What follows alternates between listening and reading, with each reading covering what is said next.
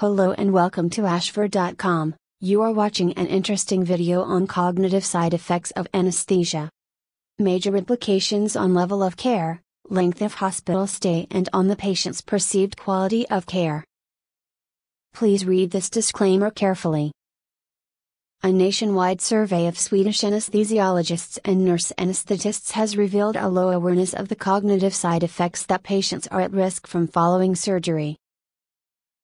Cognitive side effects of anesthesia can have major implications on level of care, length of hospital stay, and on the patient's perceived quality of care.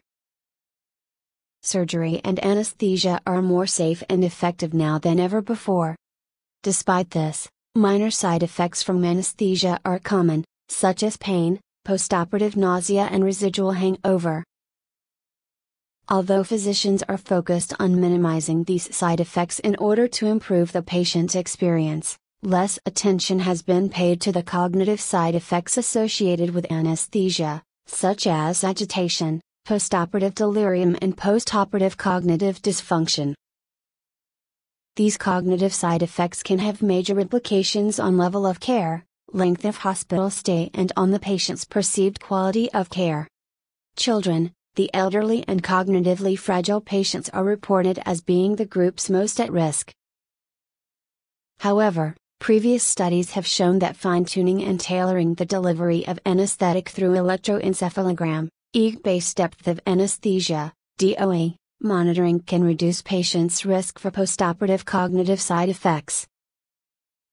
The researchers behind the new survey, from the Karolinska Institute in Stockholm, Sweden, wanted to investigate what routines are in place for risk assessment and diagnosis of cognitive side effects from anesthesia, and the extent to which DOA monitoring is used by anesthesia personnel in Sweden. They published their findings in the Annals of Medicine and Surgery.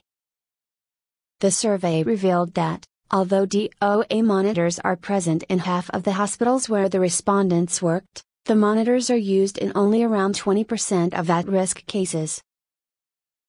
The researchers also found that the neurocognitive side effect physicians are concerned about is recall of pain during surgery.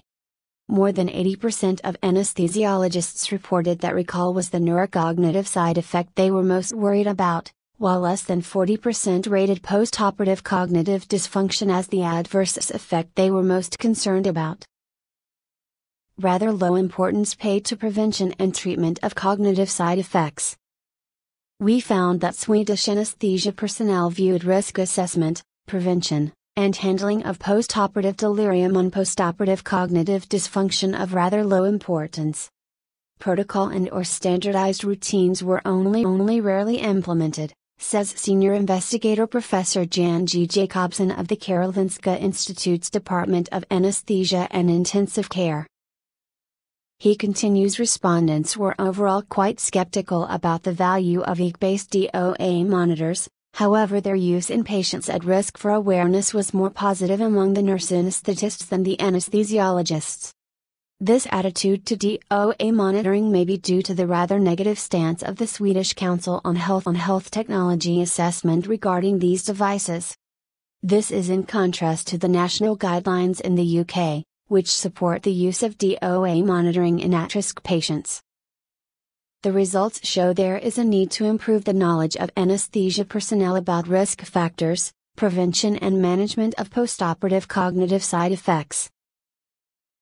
In their conclusion, Professor Jacobsen and colleagues debate whether the findings are surprising or merely to be expected. They suggest that anesthesia personnel may be more cautious about the risk of the patient recalling pain or paralysis during surgery, because of the negative publicity that may be associated with these side effects, whereas postoperative agitation and confusion cause less publicity and so may be considered less of a priority. The researchers admit, however, that it is not possible to state whether or not the results fully represent the views of the anesthesia community practice in Sweden, particularly as the survey's response rate among anesthesiologists was low. Also, the survey did not record whether the respondents were currently taking part in clinical practice.